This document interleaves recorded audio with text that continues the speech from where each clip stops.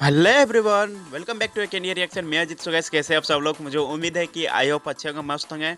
तो गैस, मैं आज जिस वीडियो के ऊपर रिएक्ट करने जा रहा हूँ वो हमारे भोजपुरी के सुपरस्टार खेसारी लाल यादव जी का न्यू ऑडियो सॉन्ग आया है। सो गैस, वीडियो आया नहीं अभी तक, इसका ऑडियो सॉन्ग आया, बहुत ही ज़्यादा धमाल मचा रहा है। 8 लाख व्यूज इसका ऑडियो सॉन्ग में आ चुका है अभी तक।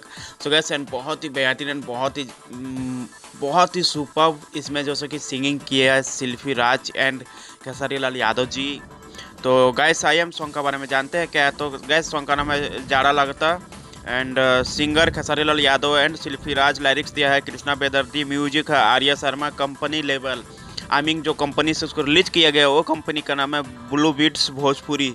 सो गैस, बहुत ही बड़े चैनल है, बहुत ही बड़े बड़े वीडियो आते हैं इसमें, जितने भी आता है सुपर हिट ही होता है। हम बात करें इस सॉन्ग का तो बहुत ही ज़्यादा सुपर हिट सॉन्ग होने वाला है, बहुत ही ज़्यादा बवाल मचा रहा है सॉन्ग। सो गाइस, आइए हम सॉन्ग को प्ले करते हैं, देखते हैं क्या है खास जो मुझे आया पसंद, और आई होप आप लोग को भी आएगा पसंद। So guys, let's go start.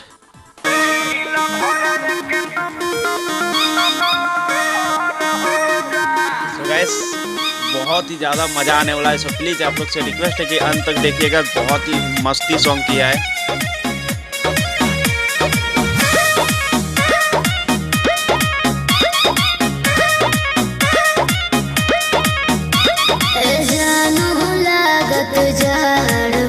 अच्छा, थर थर कांपत हाड़बा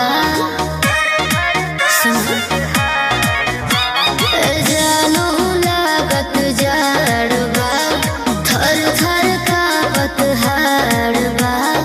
जीत हो गई मेरी कि हम तो हर तू हमार हो जा।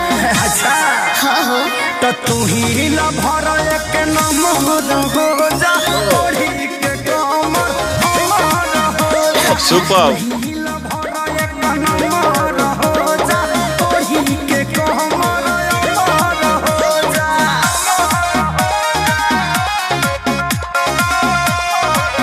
तो वैसे बात किया जाए खेसारी लाल यादव जी का, तो वो है भोजपुरी के सुपरस्टार एंड ट्रेंडिंग स्टार।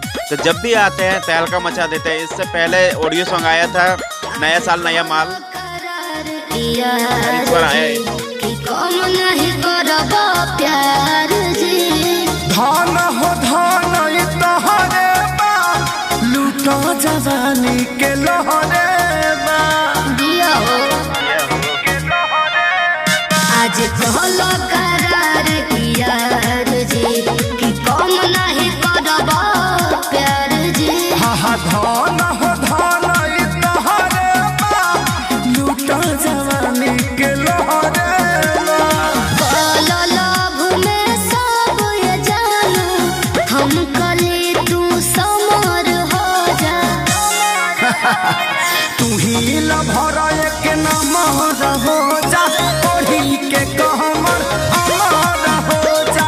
तू ही ला भर एक नंबर हो जा, ओढ़ी के कहमर अमर हो जा।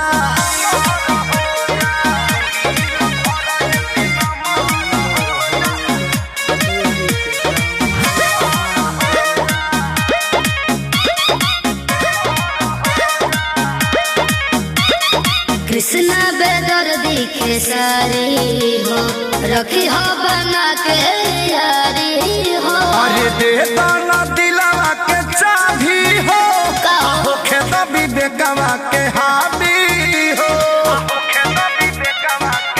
सुने हो कृष्णा बेदर दिखे सारी हो, रखी हो बना के यारी हो। सुनो देता ना दिलवा के चाभी हो, हो खेत संजय के हाबी हो।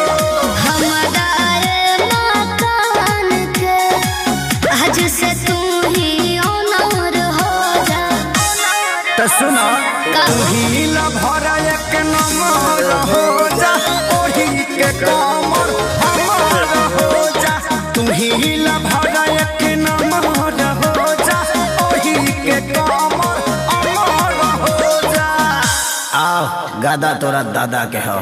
आओ गादा तोरा दादा के हो। So funny. सो गैस, सॉन्ग तो हो चुका है एंड, लेकिन बात किया जाए सॉन्ग के बारे में तो बहुत ही ज़्यादा बवाल सॉन्ग था, बहुत ही ज़्यादा सुपर डुपर हिट होने वाला सॉन्ग, क्योंकि बहुत ही बेहतरीन सिंगिंग किया है खेसारी लाल यादव जी एंड शिल्पी राज।